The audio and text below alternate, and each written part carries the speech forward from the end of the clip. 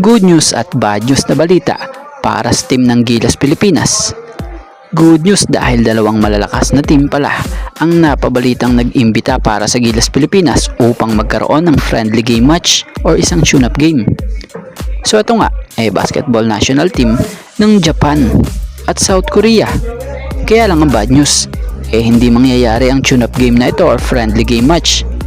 So maraming Pinoy fans nga rin ang iba'y nadismaya dahil hindi nga po nila makikita kung paano nga raw po lumaban or maglaro ang Gilas kontra dito sa mga kilala at naglalakasan na ring national team ngayon gaya ng Japan at Korea.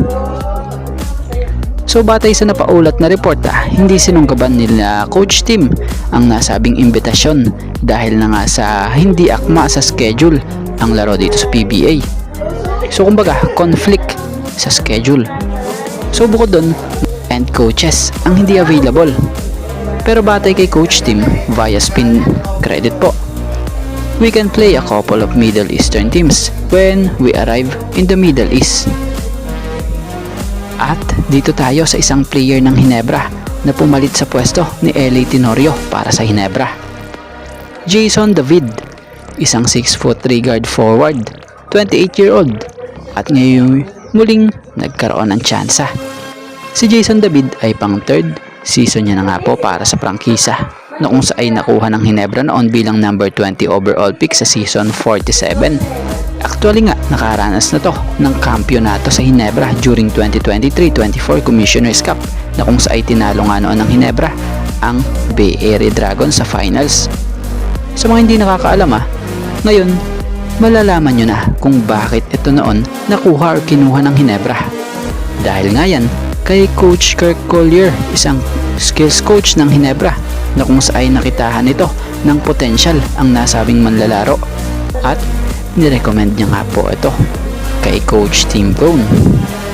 So bagamat naging loaded ang players ng Ginebra sa mga nakaraan, ito'y nasama sa nalagay sa reserve list. Pero ngayon, ito't muling hinugot at ini-activate nga po ng Ginebra. Hindi na tayo magtataka kung bakit ito ini-activate ng Ginebra. Una, matagal na siya sa Ginebra at very familiar na siya sa sistema. Kaya pag pinasok, hindi na nga siya mangangapapa.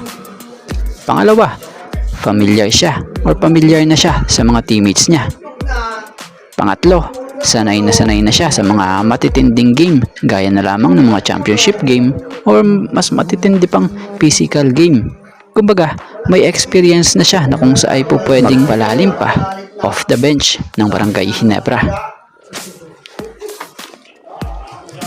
At dito tayo sa patungkol kay Nards Pinto. So balita nga ay ready mag-step up ngayong All-Filipino si Nards Pinto para mabigyan daw ng pahinga etong sila Scottie Thompson.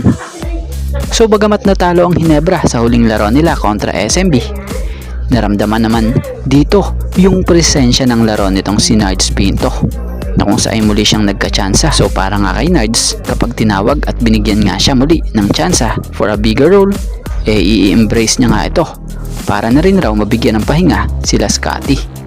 So si Nards Pinto talaga magpahanggang ngayon effective pa rin talaga siya sa Ginebra kahit na sobrang tagal na rin na nawala siya sa original na rotation itong si Coach Tim. Pero ngayong All-Filipino mukhang makikita muli natin ang tulad niya sa hardcourt upang maipahinga or maging backup nitong Scottie Thompson. Kung matatandaan nyo noon big impact ang naitutulong ni Nards sa Ginebra lalo na kapag kasabay niya or kasama niya si Scottie sa loob. Tulad na lamang sa nabanggit nitong si Coach Tim noon Scottie and Nards in the backcourt. They really tough guys. So top presence in the backcourt with those two guys playing together.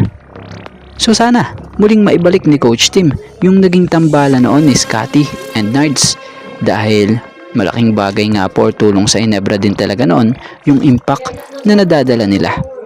So sa ngayon, nararamdaman na muli si Nards sa Ginebra. So sana magtuloy-tuloy.